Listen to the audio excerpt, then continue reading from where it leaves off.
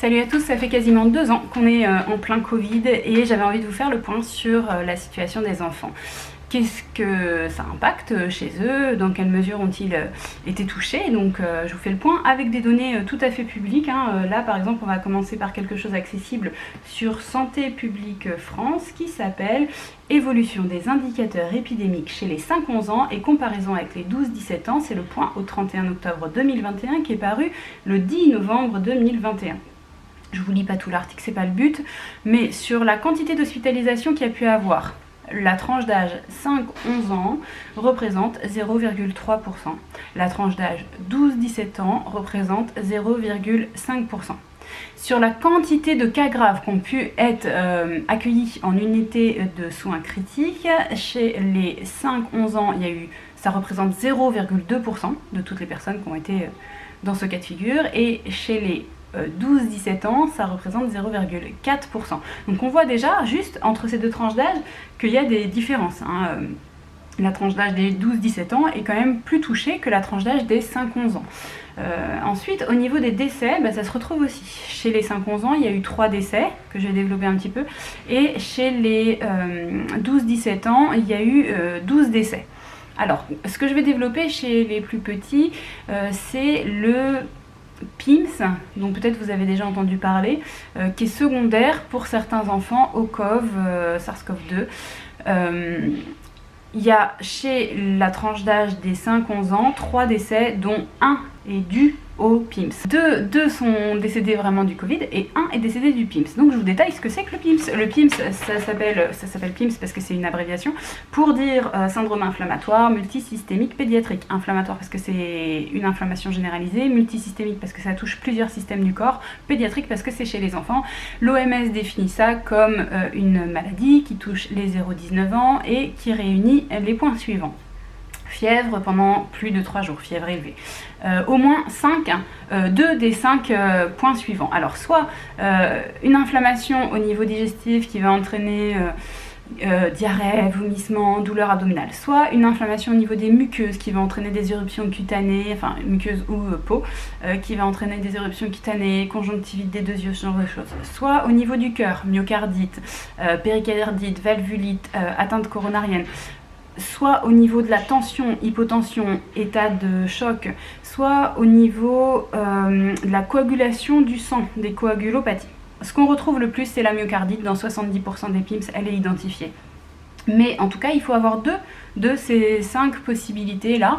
Pour qu'on puisse penser au PIMS, il faut aussi avoir dans le sang, à la prise de sang, des marqueurs d'inflammation élevés.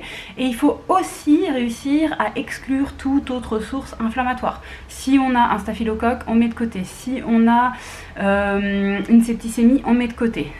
Parce qu'on peut se dire que ce sont ces problèmes-là qui entraînent l'inflammation et non pas le PIMS. Et puis, il faut aussi, bien sûr, avoir soit été cas contact du Covid-19, soit avoir eu le Covid-19 et avoir été diagnostiqué positif. Voilà, une fois qu'on a tout ça sur les 2 ans, sur la tranche d'âge 0-19 ans, on a eu 700 cas à peu près à ce jour. 700, c'est un arrondi que je fais parce qu'en fonction des dates, des sources, etc., il peut y avoir des petites variables, donc j'arrondis. Et sur ces 700 cas, il y a eu 40% à peu près qui sont allés en hospitalisation en réa. Sur ces 700 cas, il y a eu 25% à peu près qui ont été en unité de soins critiques.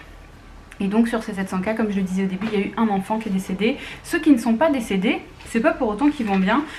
Il peut très bien y avoir des enfants qui, encore à ce jour, sont sous traitement, ont des prises en charge pour se remettre de ce qui s'est passé pour eux. Donc voilà, c'est quand même quelque chose, je pense, à connaître.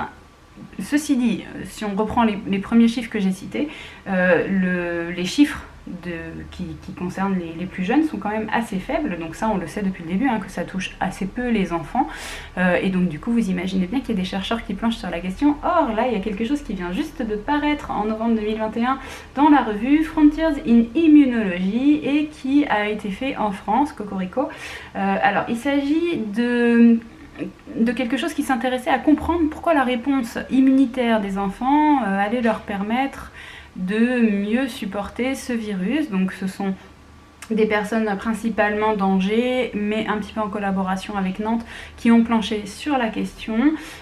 Pareil, je vous mettrai l'étude en barre d'infos si vous voulez la consulter un petit peu plus en détail. Attention, elle est en anglais. Les enfants développent, en fait il y a plusieurs types d'immunité, hein. Les enfants développent beaucoup plus une immunité de réponse innée, qui va être en fait une immunité de réponse locale, immédiate presque. Dès que l'agent pathogène va attaquer le corps, dès qu'il va y avoir un micro-organisme pathogène, l'enfant va tout de suite déclencher une réponse innée. Et cette réponse va être extrêmement efficace, elle ne va pas permettre au virus de se propager et de du coup surcharger l'enfant en charge virale. Donc l'enfant sera non seulement asymptomatique, mais pas spécialement en capacité de transmettre. Le virus ne pourra pas se transmettre par l'intermédiaire des enfants puisqu'ils auront très peu de charge virale. C'est généraliste, hein, je ne dis pas que c'est pas possible, mais majoritairement chez les enfants, cette réponse-là est prédominante et donc du coup, majoritairement, ils sont asymptomatiques et peu contagieux. Voilà.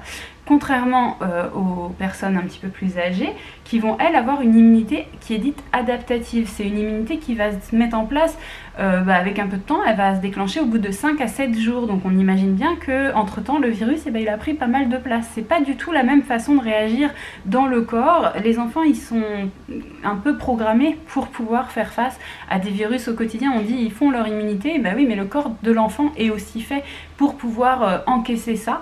Et le corps de l'adulte, beaucoup moins, parce que normalement, les adultes, du coup, ont déjà une immunité faite. Et du coup, face à un nouveau virus, ils ont une façon de réagir complètement différente. Donc du coup, dans cette étude, ce qui ressort, c'est que les enfants peuvent très bien être suffisamment asymptomatiques et dépourvus de charge virale pour ne pas être testés positifs sur un test Covid. Et pour autant, si on teste leurs anticorps, en bénéficier et avoir les anticorps qui permettent de les protéger du Covid avec le peu de charge virale auquel ils ont été exposés. Je trouve ça vraiment assez fascinant, sachant que du coup, maintenant, on a des données scientifiques qui permettent vraiment d'avoir un éclairage sur cette situation qu'on constatait et sur laquelle on avait déjà des pistes, mais en tout cas là il y en a une qui est sûre puisque c'est vraiment quelque chose de scientifique de publier, hein. On n'a pas des publications comme ça au niveau scientifique, il faut quand même passer pas mal de barrières. Donc voilà, je trouvais que c'était intéressant de vous en parler et il y a 2 études moi que je vais suivre dont je vous reparlerai certainement. Il y a l'étude Confiado qui est sur les 9-16 ans qui parle de la manière dont les enfants ont vécu le confinement. Elle est en cours, j'attends les résultats avec impatience parce que je pense que ça va être passionnant aussi. Il y a une autre étude aussi, mais dont il faudra être patient avec celle-ci, qui va se mettre en œuvre en 2022.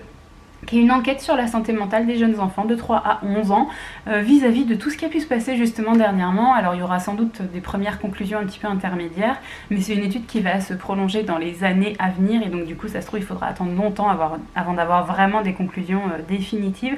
En tout cas je trouve ça bien que ce soit des études qui soient faites. Dites-moi ce que vous en pensez en commentaire, dites-moi si tout a été suffisamment clair pour vous, n'hésitez pas à aller consulter les choses que je vous mets en barre d'infos et puis laissez-moi un petit pouce si vous avez aimé cette vidéo. Moi je vous retrouve la semaine prochaine dans une prochaine vidéo.